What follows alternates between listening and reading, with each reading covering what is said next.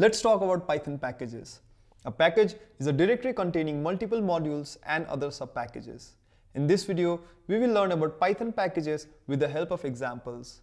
Then we will learn about pip, the standard package manager of Python. We got a lot to cover, so let's get started. Before we learn to use packages, let's see what problems it solves. Suppose we are developing a large program. To simplify this program, we can first divide it into modules. If our program is very large, there might be a lot of these modules. So we further need to group related modules together so that everything is organized. Python packages allow us to do just that. They help us to organize related modules together. Let's look at an example to understand this concept even more clearly. Suppose we are developing a game with multiple objects, so it may have these different modules. Since these modules are in the same location, they look cluttered right now. We can structure them in this way instead.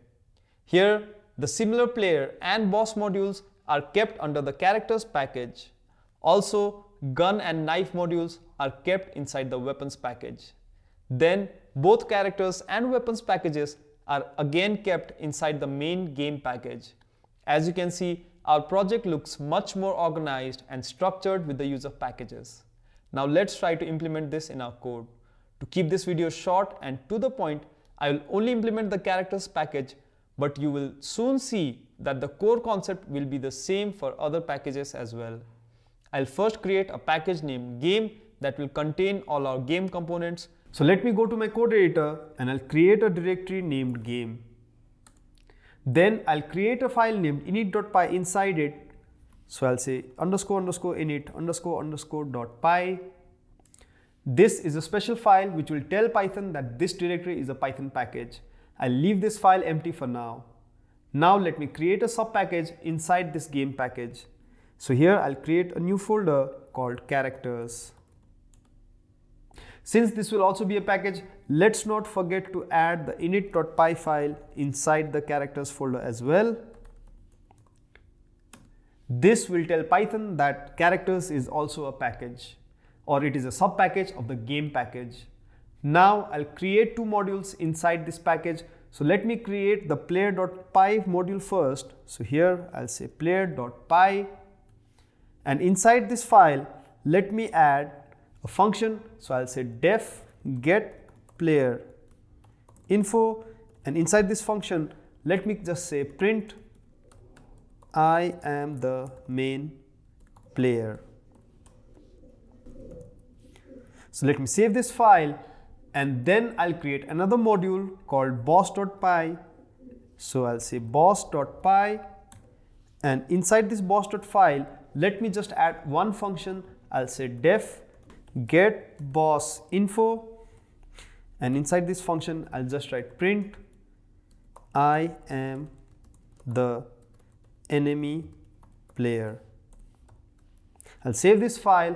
Here I have just used a simple function to illustrate Python packages.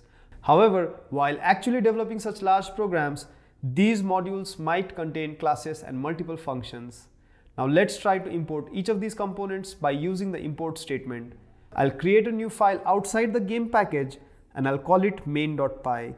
So here I'll say main.py. Then I will say import game and use the dot notation to access the player module inside the characters package. So I'll say import.characters.player. Now I can use all definitions inside the player module. Let's use the getPlayerInfo function of the player module. So I'll say game.characters.player.getPlayerInfo. Let me wrap this up so that you can see it. Okay, I said info. So I'll save this file, and here on the terminal I'll say Python main.py, and as you can see, the function was correctly called and I am the main player is printed. We can also use the from import statement to import only certain modules from the package. Let me show you how to do this. I'll first remove this old code, and here I'll say from game.characters import player. Here we have only imported the player module of the characters sub-package. So we can access the get player info function without using the game package. So I'll only type player.getPlayerInfo. I'll save this file, run main.py again, and you can see that I got the same result as before while writing lesser code. We can also import only certain definitions from inside these modules as well. I will now import only the get boss info of the boss module. So here I'll say from game.characters.boss import get boss info. Now I can call the get boss info directly. And if I save this file and run the code, then you can see I am the enemy player was also printed. Both functions work as expected. A tip for you, when you use packages, always try to give descriptive names to functions and classes so that you don't get confused. Now we have created this init files without doing anything inside them. The code inside this file runs automatically when we import the package. Let me add a line here inside the init file of the game package. Here I'll say print initializing the game. Now let me go back to my main.py file, and if I run the code again, so here I'll say python main.py, and when I press enter, you can see that initializing the game was also printed to the screen. That means the code within the init file was executed when the package was imported, and that is why initializing the game was printed here. By the way, if you're finding these videos useful, I would appreciate if you could give a sub to the channel. Now that we have implemented the characters package, I hope you have the basic idea of working with packages. I highly encourage you to try and implement various functions for the weapons package by yourself.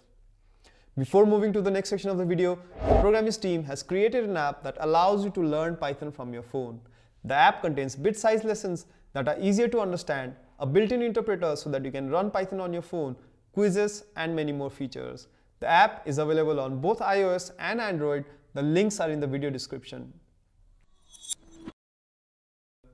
In our previous example, we looked at how to create a Python package.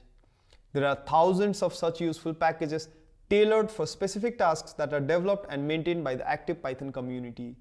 When you start working on more advanced projects, you will have to use these packages at some point rather than building everything from scratch. For example, if you're working with web development, you will probably use packages like Django or Flask. To use these packages, we first need to install them. This is where pip comes in. Pip is the standard package manager for Python that helps to install and manage additional packages that are not available in the Python standard library. Let's use pip to install a package called pandas. It is a popular package for data analysis in Python. To install this package, I'll say pip install pandas, and when I press enter, as you can see, it's downloading the pandas package. Depending upon the size of the package, it may take a while. One cool thing about pip is that it also automatically installs all required dependencies to run pandas like NumPy, which is another popular package for scientific computing. Now that the process is complete, I will open a new file, and inside it I'll write from import pandas as pd. Now I just want to check if the pandas module is working, so here I'll just say print pd and save this file. Now here I'll say python main.py. As you can see, pandas is correctly installed and we can start using it in our code. Sometimes you may have to install a specific version of a certain package. In that case, you can specify the package version using the double equal syntax. Let me show you. I'll go to my terminal and I'll type pip install requests equals 2.21.0, and as you can see, it is collecting and installing the specific version of request that I requested for. If you want to list all the installed packages, you can use the pip list command. So in my terminal, I'll clear this out and I'll say pip list. As you can see, it printed out all the packages that I have installed on my computer. As you can see, pip is a very useful tool that makes managing external packages a whole lot easier.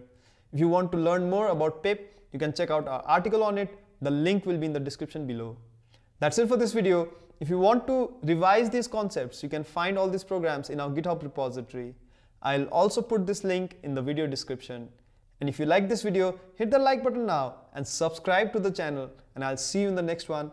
Happy programming!